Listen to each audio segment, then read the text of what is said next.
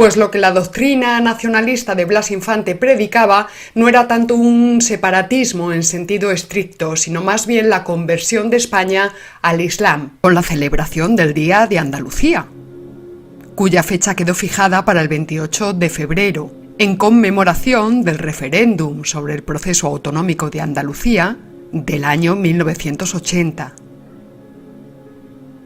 3 años más tarde, en 1983, el Parlamento de Andalucía aprobaba que se reconociera a Blas Infante como padre de la patria andaluza, reconocimiento que se revalidó en la reforma del Estatuto de Autonomía, sometida a referéndum popular en 2007. Pero Blas Infante dejó escritas cosas como las que siguen, por ejemplo, que el profeta de nuestros antepasados de Al-Ándalus, como todos los profetas, será nuestro profeta, se refiere por supuesto a Mahoma. Y continúa: trabajemos con suma cautela en estos principios para que Andalucía vuelva a ser inspirada por su propio genio y porque su libro vuelva a ser el Alcorán. Y añadimos otro fragmento escrito por Blas Infante, abrimos comillas: el pueblo andaluz fue arrojado de su patria por los reyes españoles, y unos moran todavía en hermanos pero extraños países, y otros, los jornaleros moriscos que habitan el antiguo solar, son apartados inexorablemente de la tierra que enseñorean aún los conquistadores, y es preciso unir a unos y otros. En este aspecto hay un andalucismo como hay un sionismo. Nosotros tenemos también que reconstruir una Sion. Que gran parte de la población andaluza ignora el hecho de la shahada de Blas Infante, la ceremonia de su conversión pública al Islam, y considera, esta parte del público, que hablar de ella, de la shahada, constituye un grave desliz. 14 años más tarde, y aupada principalmente por el auge del partido Podemos, esta maurofilia, que solo ve amor, colaboración y generosidad entre moros y cristianos, está muy extendida entre nuestras autoproclamadas izquierdas. Y precisamente porque España nació contra el Islam, tuvo que desplegar desde el principio un conjunto de planes y programas que exigían una expansión indefinida. Necesitaba recubrir el imperialismo islámico, que era un empuje ilimitado, al que tenía que responder de forma igualmente ilimitada.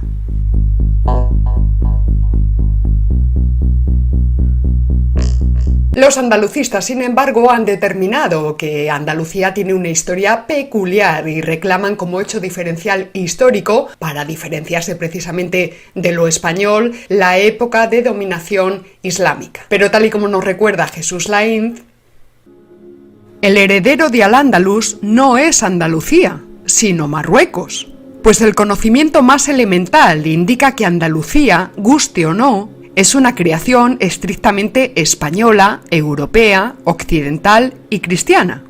Es decir, lo contrario de Al-Ándalus, cerramos comillas. Hay que tener en cuenta además que el Imperio español empezó a forjarse precisamente desde Andalucía, desde Huelva y Sevilla. De hecho, Sevilla era conocida como la capital del Nuevo Mundo. Y más adelante fue en las Cortes de Cádiz donde se forjó el nuevo régimen, la nación política española de ambos hemisferios. El 15 de septiembre de ese año de 1924, Blas Infante se convirtió públicamente al Islam, haciendo la shahada en una pequeña mezquita y adoptando el nombre de Ahmad, que significa el que pone en acto lo que está en potencia. Contó con 2 testigos descendientes de moriscos, Omar Ducali y otro de la kabila de Beni al-Ahmar, que le regalaron una chilaba y una daga bereber, objetos que conservó hasta el día de su muerte.